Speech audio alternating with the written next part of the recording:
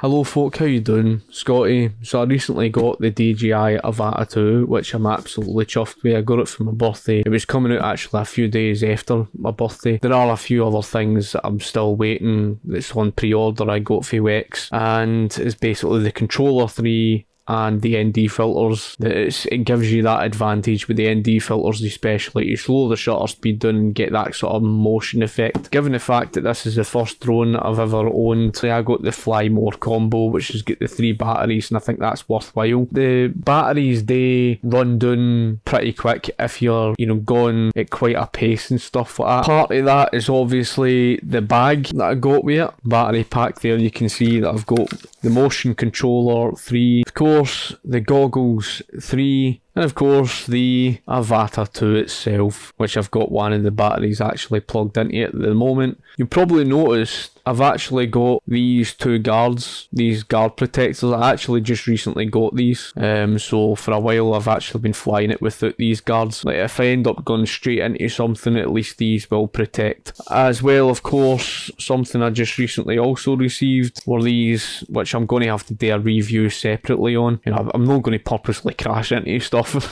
put it that way. The problem that I've got with these is the fact that they clip on very easily. How easy is it going to be for these things to fall off? I've got a landing pad and all. This is just something that's like a spider's for the legs or something that sits at the bottom of it.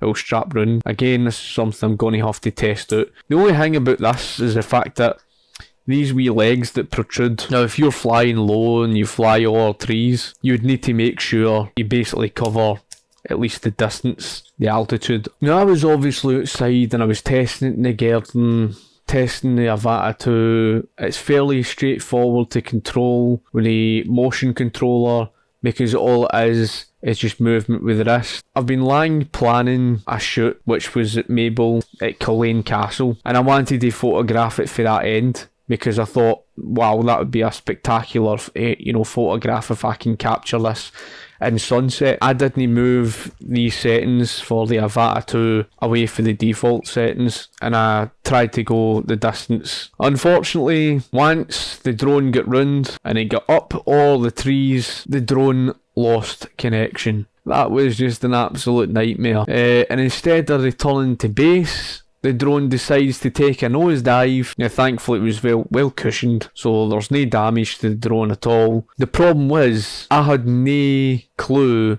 about the functionality built into it. Just like that with your mobile phones, you find my phone, you've got that, application that's built into it. But I didn't realise that was something that was built into the DJI Fly app. And I was trying to look for the drone eye. It was turned on. I could see what it was looking at, which was just I found out how to move the gimbal upwards whilst it was actually sitting still. And the gimbal looks upwards and it was like this tree. I was like, right, at least now I have something to go by, which is absolutely useless, and anybody that knows from experience would know that that's absolutely useless.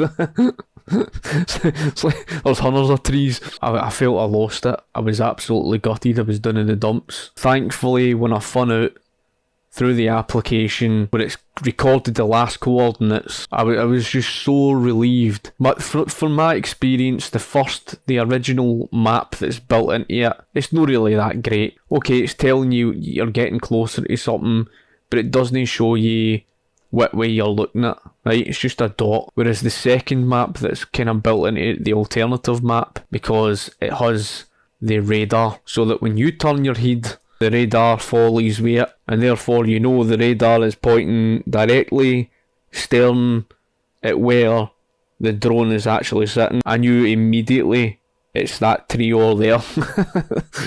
The drone was sitting like that. Now, this was the reason why the drone was unable to move, because it's got to be flat. There should be an emergency thing built into that for you to be able to still fly, even if your drone is stuck like that. You end up in that situation and your drone's up a mountain and it's sitting like that and you can't move it because it's no flat. That was kind of my experience, my first experience with it. It taught me a valuable lesson, and let's just say, because of all of that sort of stuff, a mistake that I made was not getting a DJI refresh card, because I didn't know how to get it. Right, I was utterly clueless. I just discovered that you get it through the website I did ask questions, of course, through social media, through DJI, and they were very helpful. They responded to me pretty quickly. When I went to that Maybole show, that first attempt, all because I tried to find the drone, I missed the sunset. I returned back because obviously I'm from Glasgow, so I went back to Maybole Shore.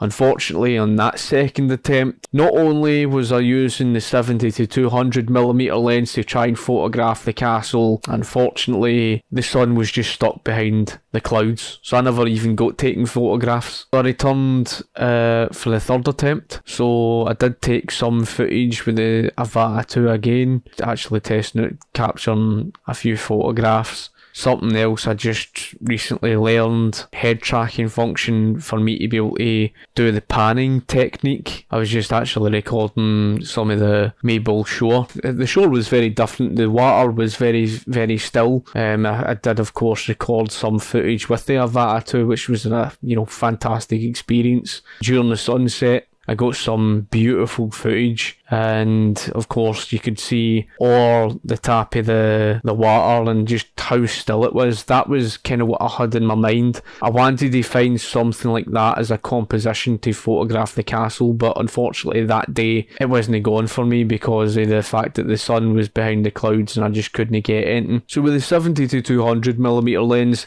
the advantage that you've got is you're able to use your ND filters. The ND filters is something that I use because I love using the slow shutter speed, and especially when it comes to photographing water. I did take photographs with the 70 to 200. It didn't go in my favour in terms of what I wanted. The sun actually set behind the clouds and it went against me. It was a mess because of the fact that when doing the panoramic photograph and using my ND filters, halfway through it the light was changing. It ruined it, but halfway through it the light went away. And this time I had planned to use the 150 to 600. Now what I was after, a panoramic photograph. Now there's a very, very big problem, because when you're doing panoramic photography, if you've got a moving subject, it's going to create problems for photograph to photograph to photograph to photograph, and especially when you're going to try and stitch that together, the water doesn't blend. That is of course if you're using a lens like this and you can slow the shutter speed down. So I was using the 150 to 600mm Sigma Sport lens. The problem is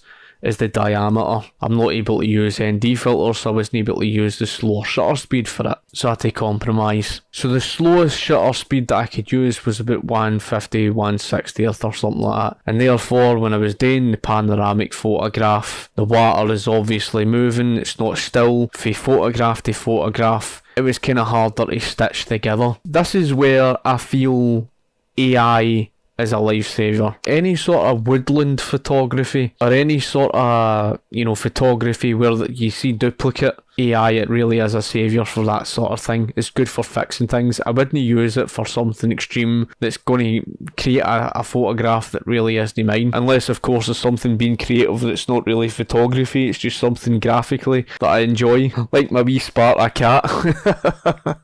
And the sky didn't go in my favour to a certain extent. That area of the sky, in terms of the sunset, basically looked bland. Where the sun was setting, that's where a lot of the cloud detail was. Trust that to happen, and that was like further to the right. I had actually got my other camera, used the 70 to 200. Essentially, I was still using the same sky, just for a different part.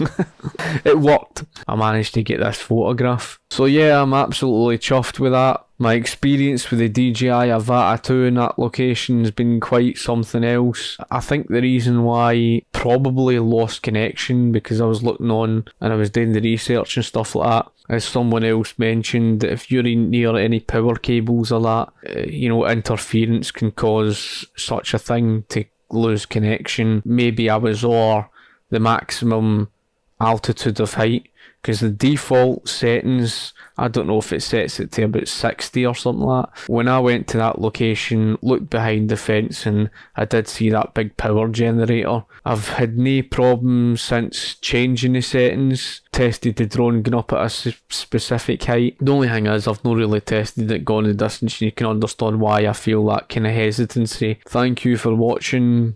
Hope you've enjoyed it. If you've got any questions, feel free to ask me in the comment section below. I shall talk to you later. Cheers.